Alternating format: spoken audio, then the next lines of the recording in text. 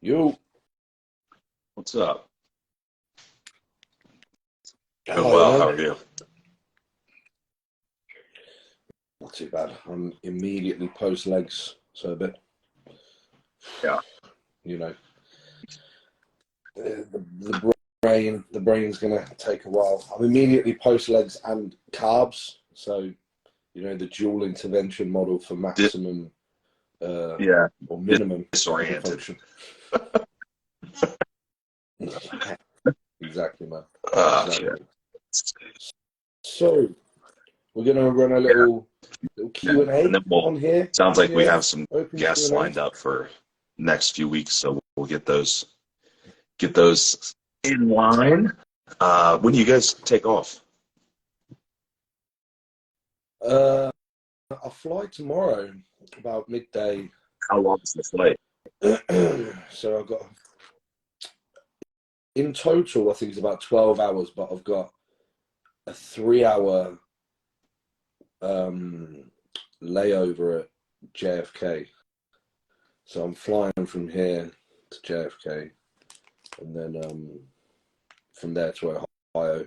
And then we're there until next Friday evening. Yeah, the flight to JFK is probably not that long, is it? 6 hours? 5 hours? Six, I 7? think it's longer than that because I think how long is the flight from JFK to Ohio? Can't be very long. Like hour and a half. Yeah, so I think the flight to Is it? JFK It is might be. about I 10 don't hours. know. Yeah, because I think it's about a 12 Okay. hour total. Huh. It's gonna suck, man. I You're not business absolutely class hate up front in your flying. pod? So what I did was because I'm flying in the day, I thought because business class was 3 times more, and because I'm flying in the day and I'm gonna sit there and do work, I thought, you know what, I won't upgrade on the way there, but the way back is a night flight, and I land the morning of the physique collective seminar that I'm presenting at. So I thought, right, I'm going to need to get some sleep on that plane because I'm landing and flying straight to the venue. So I've upgraded for the Gotcha. way back, but not the way there. That makes sense. Yeah, sometimes I'll upgrade just so I can be comfortable in work or sleep, depending on the depending on the I had planned to, three but then when times I is saw the price crazy. difference, Dude, I it's gotta thought, be oh, at that price, what is it? 3 or 4,000 for business? that's Yeah, right. Yeah, it was about that's nuts. 3,900. Yeah. That's crazy. Not just to have more leg room and be comfortable, I'm hoping for a quiet Yeah, flight hopefully. anyway.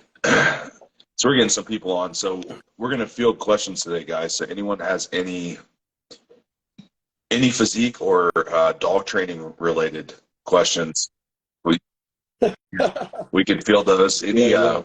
any cat or bird related questions, I will take. Yeah. Whoever this Vicky Sniper is, sorry, bro, we don't want to see you, Jim, and you can't be in the video. But if you have any questions, uh, please put them in, and we'd be happy to answer, my friend. Who do you have in the arm? Who is it? Anyway, Corey Fieldhouse, aka Slee, aka Slee Raw, you would be a fan of the condition. After this live, I'm gonna send you a Okay. little sneak peek that will blow your brain. He's he's down to the bone. I'm talking down to the bone peeled now. He looks excellent, man.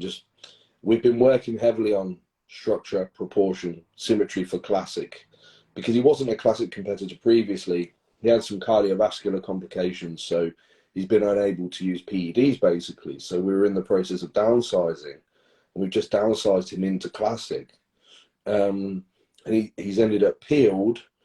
He was 92 kilos this morning. His cap's 90. So he's only 2 off, and we've got, just a little less than a week to get there. And you can do 2 kilos with food volume manipulation. That's with like 1.5 kilos of veggies a day Sure. still and things like this. We've got 2 kilos is nothing Yeah. to drop off for a weigh-in. So I'm very, very excited, man. He looks absolutely crazy. It's been super exciting prep where we've had to be real diligent and no opportunity to manipulate anything PED wise, you know, no lipolytics, no super physiological androgens, no growth hormone, no clenbuterol, whatever, you know. And he's done it, man. And he looks There insane. you He looks there you legit. go. A testament to that being probably the least important variable, maybe. Yeah, and he hasn't lost a gram of muscle, and this is like a hypermuscular individual. It's a good reassurance point for the enhanced guys on what little requirements you actually need and how you can actually err on the side of much less to drive less total Right. net fatigue or cost to your allostatic load, and still Especially land exactly the way that you when we're should, talking in you terms know. of retention of muscle, because that's really the goal, right? Versus like hypertrophy, maybe be a little different, Yeah. but yeah, it doesn't. But that's everything, right? Training stimulus, PEDs, like Mm. that. I cringe when people are like doing triple of everything when prep starts. Yeah. You missed it. You should have done triple of everything Yeah. earlier. You Mark Hector says, well said. What's up, Mark? Good to see you, big man. Hope the off season is going well. Yeah, and anybody that's just joining, this is an open Q&A. But just to continue on with your discussion there, I think this is something that we pressed on a recent video on Physique Collective, which is and something I'm talking about on the seminar, because I'm specifically talking about periodizing and programming drug use during a prep. And the first thing is to take a personal needs analysis, assess the purpose of each drug, and then when do you actually require the input from that purpose? You know, and you can really zoom out. Someone like Corey was like, we actually never needed any of the purposes, and he's right? extremely Yeah, advanced.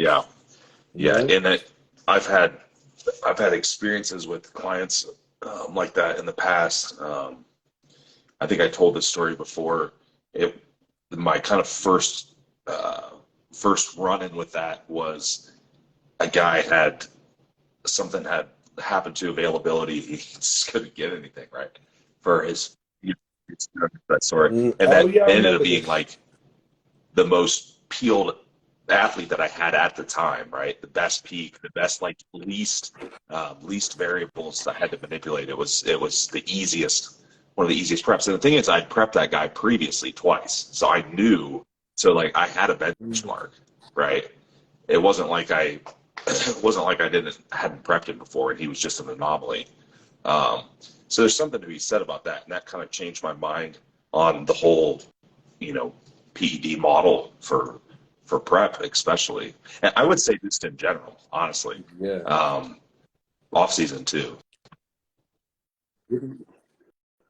Oh yeah, wouldn't it be amazing if we could have some kind of like randomized controlled trial looking at the inhibition of PED mediated stress to So, fat mobilization or like beta oxidation right. generally, It's things like this. it's that inverted U that we always talk about, right? It's like where do we fall on that U? Let's see. Someone said, yeah. Oh, there's a Recommendations question for there. mitigating higher cholesterol levels in men during PED cycle when his baseline levels are a tad high. This says they're using omega-3s. They use a Mediterranean style meal plan, carb cycling, etc. Um, so is this for a male? Yeah, men. Okay. It Yeah, looks like a I woman believe it's for asking the men. question, Yeah. maybe, but okay. Um, I'll tell you, like outside of supplementation, managing insulin resistance is going to be one of the biggest things when we're talking about like surplus plus PEDs are going to, because PEDs are going to skew lipids no matter what. You know, HDL is going to drop, and we actually see this in endogenous hormone production too. An example would be like female with PCOS generally has a more male-esque lipid profile, right? HDL is a little bit lower, LDL is a little bit higher, so that androgen increase directly correlates with the HDL dropping. So, so the other, Mm. would just be like managing the variables of stress, sleep, and insulin resistance would be your biggest markers. And then in prep, you shouldn't be insulin resistant anyhow. So Yeah. Yeah, to add to that, I think when we're using terms like high cholesterol levels or higher cholesterol levels, when it comes to like cardiovascular disease risk monitoring in enhanced guys, we have to be a little bit more specific about the markers that we're going to use. Like total cholesterol is close to useless for us to track much. You know, we know, like you said, that androgens mediate a decrease in HDL, but we don't actually know if that changes the efflux of the cholesterol and whether that's damaging at all. And even HDL in absence, HDL decreases in absence of androgen exposure, we know only correlates to increases in CVD risk, whereas LDL has more of a causal relationship. So you'd have to look further into HDL, LDL, and then particle size, subfractions, things like that. But I always, I would, on top of monitoring lipids closely, I'd like to defer to echocardiogram and calcium score tests for a more accurate CVD risk monitoring profile anyway. But definitely like total cholesterol, I wouldn't. It's not telling. There's only very little use for serum lipids anyhow. So like the only things that we really know are like triglycerides might be telling as an insulin resistance marker, perhaps. But as far as LDL and HDL goes, it tells you nothing about if it's oxidizing or glycating and causing any plaque buildup or anything. So, this is something that I did a whole class on this. I'll plug that in there. The whole class in that connection with RAS cycle and renal function and how all that correlates with one another. But I think if you were to look at cardiovascular events in male bodybuilders, we see in cardiovascular health, we see that LVH, left ventricle issues are probably more common than plaque issues. Atrial fibrillation issues are probably more common than plaque issues. You know, I'm not saying that no guys have plaque buildup, because there definitely are, like I see it, but I'm saying that enlargements and valve issues and things like that tend to be more common. Yeah, I like to track LVH and ejection fraction over a multi-year span and plan it in with PED exposure over that time as well, and almost forecast and extrapolate forward. You know, if you see X reduction in ejection fraction or Y increase in LVH, and you've exposed yourself to 10 grams of androgens over the next year, and you extrapolate that forward to another 10 grams or whatever it may be, you can almost forecast when you're going to enter the zone of, right, that's a risk not worth the squeeze for me. 100%. That's a good question, though. Cool. So we've got no questions in here. So something I did want to mention, which is in line with somebody I'm talking to getting on as a guest on the podcast, is the literature that's relatively new now on the hypertrophy outcomes of lengthened range work, or lengthened partials, you could say. So the comparison of loading lengthened range even partially as compared to full range of motion, and what we can say with pretty good certainty right now, I would say very good certainty, is that only training the lengthened range is equally as hypertrophic as a net stimulus as training a full range of motion. What we don't know yet, but what we will know with the large scale study being done by Milo Wolf at the minute, is whether there will be benefit above and beyond training into the mid-short range, beyond lengthened range stuff. It's something I've been experimenting with clients. I had a call with George Wilson today, and we went through some of the lengthened range work, and it's something that I put into my mesocycle that I've literally just finished. I've got the last session tomorrow before I fly, and I can provide some n equals 1 and n equals 2, because me and George have seen the same thing here, which was stimulus to fatigue ratio per set was higher, and my total net set volume to reach MEV reduced at the same RIRs, which I found fascinating and hugely beneficial from a time efficiency point of view, especially for the pecs, biceps, hamstrings, you know, things that generally, if you don't have access to resistance profiles that are flat or something like that, would be harder to get into the mid-short range, so your set would end potentially at 3 hour before you've exhausted the lengthened to mid-ish range.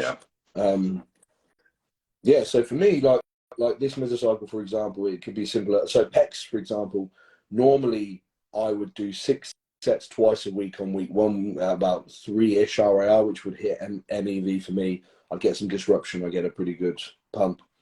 This mesocycle, 4 sets per session was sufficient to be sore for about 3 days, right up to the next session with matched RIRs, with the length and range work, where I'm not technically doing a length and range partial, but I'm kind of getting to the mid-range and then slowly back into the length and range, pause in the length and range. So maybe a press would be like big pause, hold for a couple of seconds, biggest stretch I can get, and press to maybe just before 90 degrees of elbow flexion. And this worked fantastically for me. It's something that I'm going to continue on, and I'm very closely following the literature. Something else has been incredible for us, you can imagine, is training the back, because it's so hard in the shortened range. But when I'm just working the lengthen to mid, my God, the soreness I've had from the lats was so novel. Adding or even just combining the two, a full range of motion and some length and range within the same session. Yeah, this is another mechanism. Yeah, so you could take a set. Yeah, you could do full range of motion to 3 hour, and then you could just do length and partials to 3 hour, something like that. But this is going to depend on what this new study tells us, whether, because I think as the research has gone on, what it has told us is that it is as effective, at least.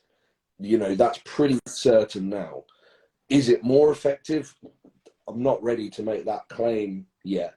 But what we can say is that if you do choose to only work in the length and the mid-range, that you're not actually leaving anything on the table. So Branch Warren's chest training all those years ago, that's why his pecs were so big. Yeah, and also a lot of guys back training. You know, you look at some of these, the anecdote. Isn't it funny though? I mean, you look at, if we look back, there's a lot of guys that train in a length and range like all the time, you know. And this is why it's so key not to have evidence-based snobbery, you know, because it's so easy for us to sit here before all this research comes out and say everyone should train with a full range of motion, you know, and I'm talking about full range of motion, like almost super range of motion. And then we kind of get disproven on this, and your snobbery looks ridiculous. Open-minded to new evidence. Yeah, this would be interesting. Be interesting to see what they come up with. We did get another question about holding phases. Shit, where'd it go? Would you guys both always recommend a holding phase after a fat loss phase before going into a push phase and PED escalation? If so, how many weeks? I wouldn't always recommend a maintenance. I was rereading it. I was making sure I was understanding the question. Yeah, I definitely wouldn't always recommend a maintenance phase after a fat loss phase, unless this individual has got like a lot of weight to lose and they haven't reached their end goal yet. Spending some time at maintenance and then getting back into it is a good idea. But they've mentioned before going into massing and PED escalation, no, definitely not if you've been training at maintenance volumes through that fat loss phase. If you've done like 4 mesocycles, then yeah, maybe you'll have to resensitize the training volume for 3 or 4 weeks. But in those cases, I probably wouldn't do a maintenance phase. I'd do an active rest. I'd do like a tapered deload into a full week off the gym and then into the mass from there. Maintenance phases that are extended for me are really for the end of productive massing phases prior to dieting, or when we need to pull drugs down. Not really after deficit phases, no. The second piece of that with escalating androgens would be, in that case, you may not do that right away. It depends on the case. Like, you know, if you're already kind of detrained or devolumed a little bit, then you have a lot of room to progress. Right at the beginning, it's like a post-show scenario, right?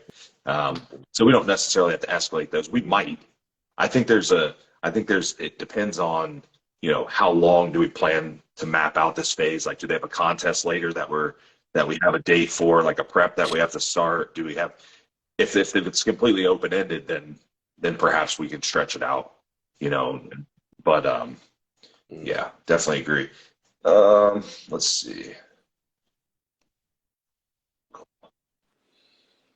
If there's no more questions just yet, I want to hear about your training, because I know that you've started to move away from the Yeah, so all I metabolite-based stuff really now, did right? was I took, I'm matching, so I took and matched volume, basically with the volume that I had.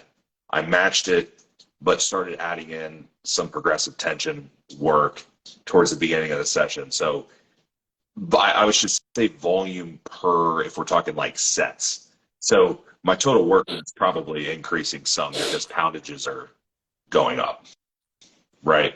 Um, Mm. so that would be like adding in some work to, one RIR here and there at the beginnings of the sessions, more load, more traditional like loading stuff. Because before it was literally just, it was like two to three exercises grouped together every time, superset, tricep, the whole thing. And I actually got stronger on that for 2 months pretty easily. Um, Mm. but the thing is, I'm now I'm noticing that I'm I don't know if I want to say I'm preferring a certain rep range and preferring a certain style, I guess you should say, of training, like versus before. Like when I came out of my last prep a few years ago, I did a short, I did a short phase at the beginning where I basically, resensitized CNS, kind of let things rest. And then, if you remember correctly, I went right into OPD just stuff, right? purely progressive overloading for a long Yeah. period of time, and then Mm-hmm. transitioned out of that. I don't think I'm going to do that this time. I think I'm just going to I want to continue to see if I can escalate the volume more, uh, because I have escalated Mm. volume. My first step was I started with that base model of training, and then I escalated the volume, but I was still doing metabolic based work the whole time. I would just like add another rotation to the, you know, that type of thing, Mm. right? Real easy. And then now I'm still on that same volume, but I'm just starting to increase poundages and take it closer to failure on, the first one or two movements. So I'm going to mess with it a little bit. I did have to deload. I deloaded about 10 weeks in. So my first mesocycle was 10 weeks. And then I suspect, based on what I'm seeing, that this one will be 6 to 8, maybe, Mm-hmm. where I'm at. So, but I mean, Mm. from a partitioning standpoint, I mean, I'm still getting a pump in about 2 reps into the set. Yeah. Nice. I'm looking forward to that. I've just finished a mini cut this week. I got all the way down to 205. Um, and I started at 240 in December. And the last 4 weeks were an RFL where I was doing like a 10-day rotation, 8-day protein veg, 2-day refeed. And man, it got rough by the end of it, man. I was dragging ass bad. You know how it is. Everything felt fucking hard.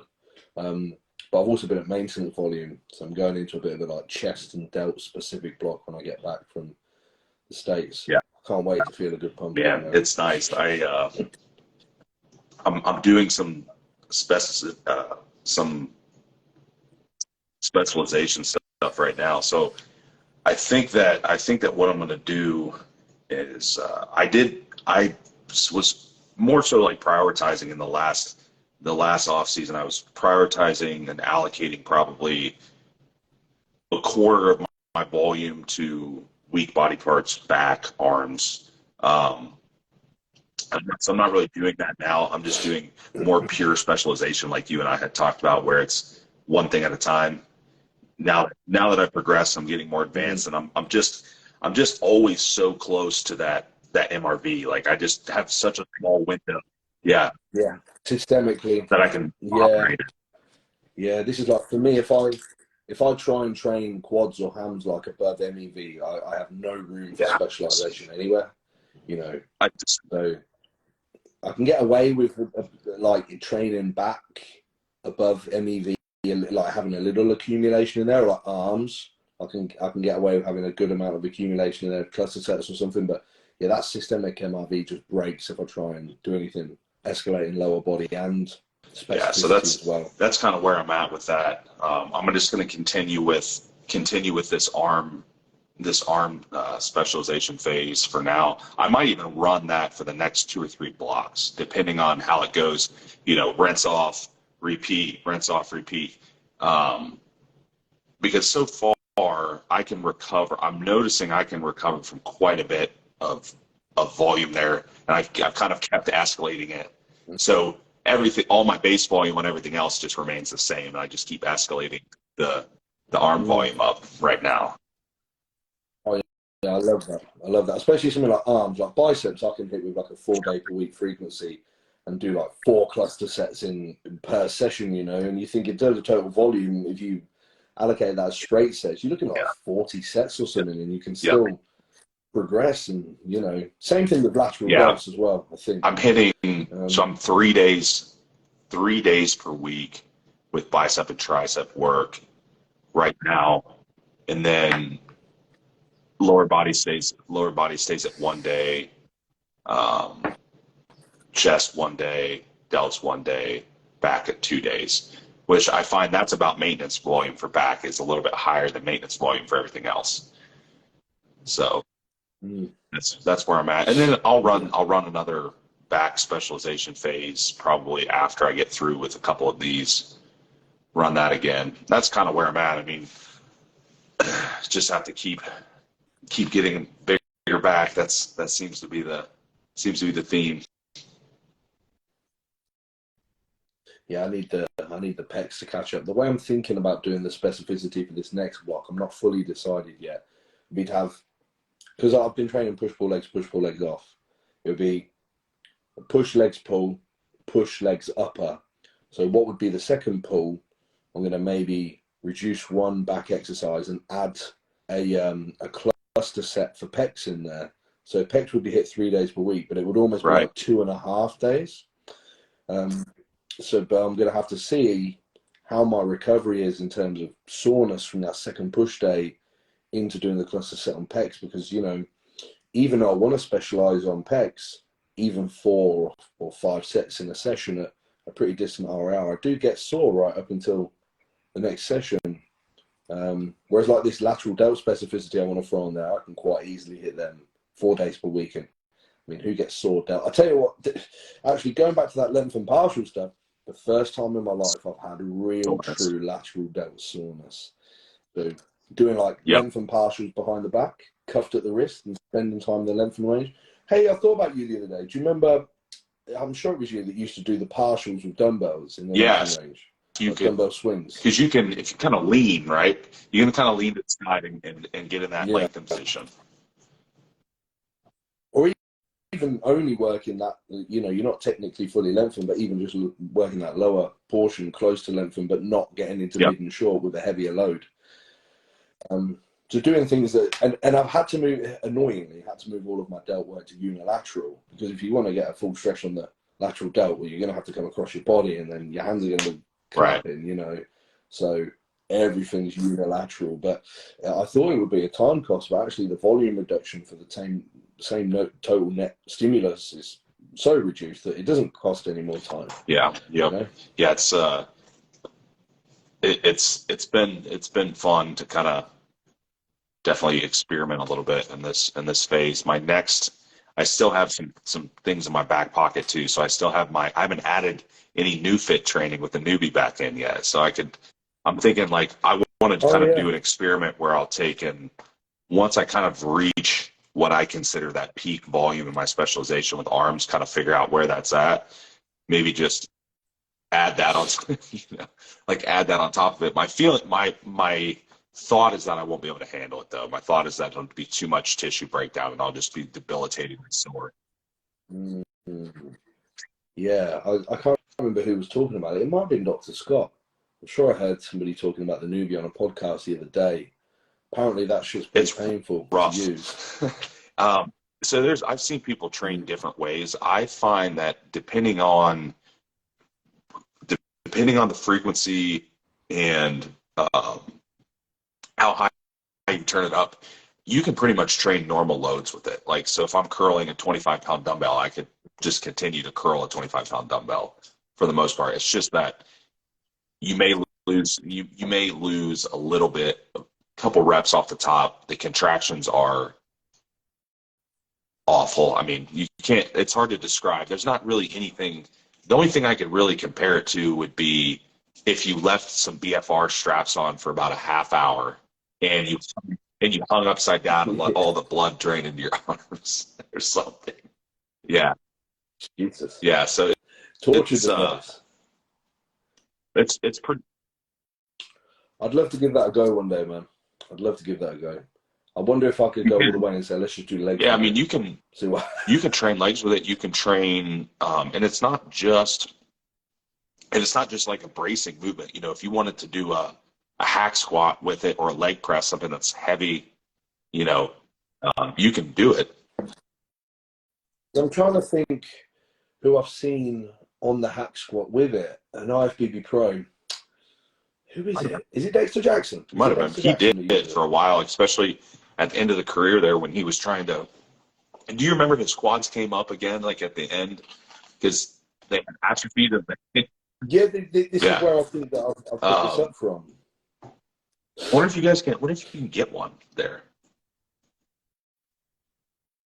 Yeah, see, I've never searched it. I wonder if I could. I could just put it in the gym. You know. Yeah. I imagine they're quite pricey. They're expensive. They might be worth it though. The thing, you know what it's like when you don't spend money on anything else, but then something like that comes up. But it's also a business expense, you know. That's true. That is true. I'd be able to convince myself to. I expensed it. Like that. I had to. I mean, I don't know what they cost now. Oh, you actually own one. I thought you were using. Right, is it Matt Crispin? I thought you were using. Ah, shit. See, I didn't know that you owned one. I thought that. So Matt is the person that I was able to, like the very first person I was able to try it with, but he was using it for his manual therapy, and then around that same day, it was like a day later, he let me use it in the gym to try it, and then I tried it with another guy a couple sessions before I bought it. So I think, and they may already have it, but they're coming out with like a smaller version too.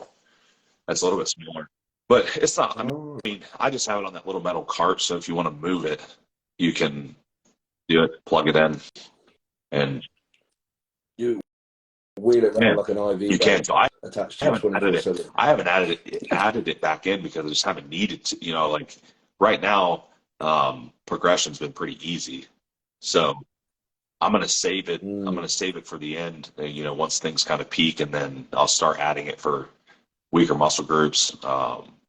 It's a cool experience if you ever get to try it. Hey, here's one. Here's a fun one for you. Whilst I've got you, who's winning the Arnold? An Open? Yeah. I mean, if you go based off of Olympia placings, would it have to be Nick?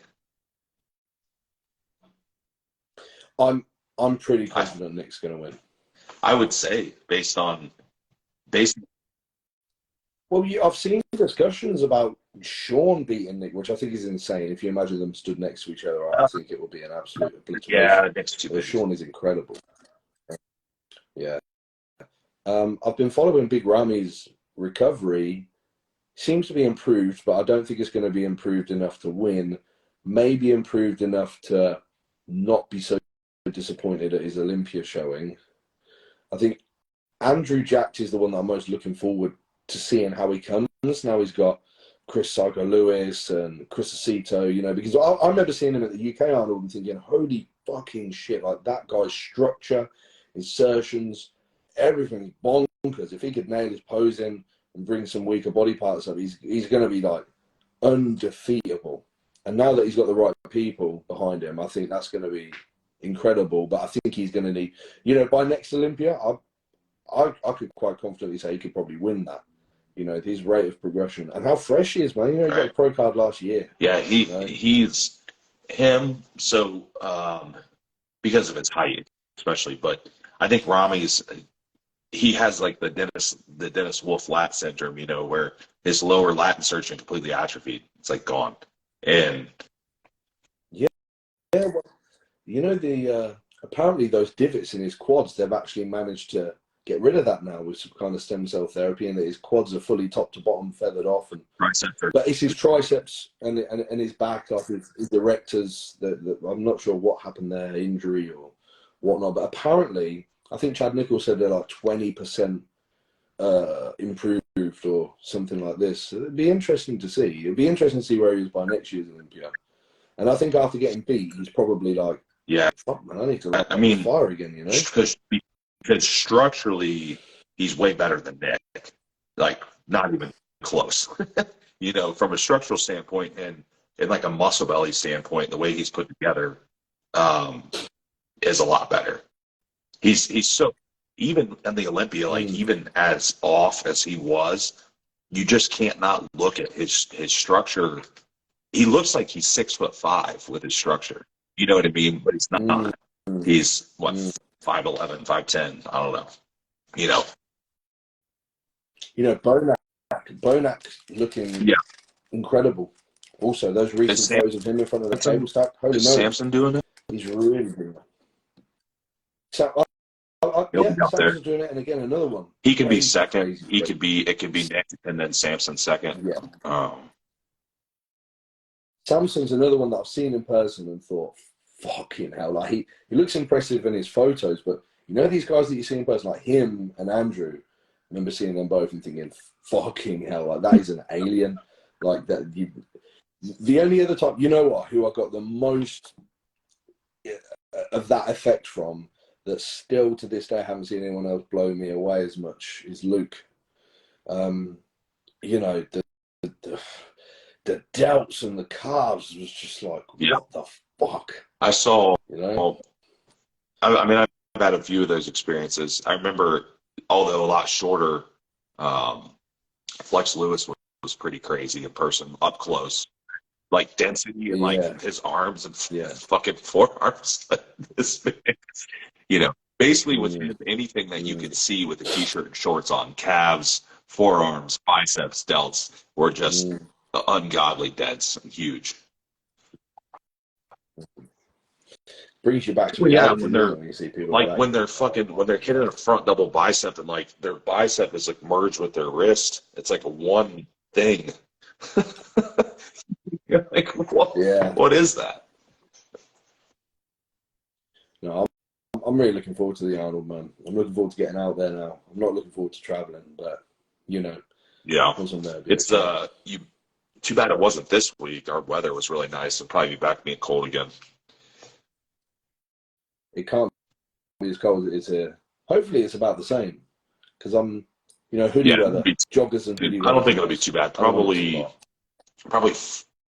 in the 40s, so that's what, maybe 10? 5? Oh, that's warmer than it is here then. I think today it was like 2, 3. I think it's hot. Yeah, like the hottest it's getting is like 5. 10. And that's perfect. Maybe 5-10. Man. Yeah. I like that. Because it hasn't been horrible, knock on wood, so we'll see. I don't know. That's comfortable weather. That's bodybuilder weather, you can keep it's fine. On and not totally fine.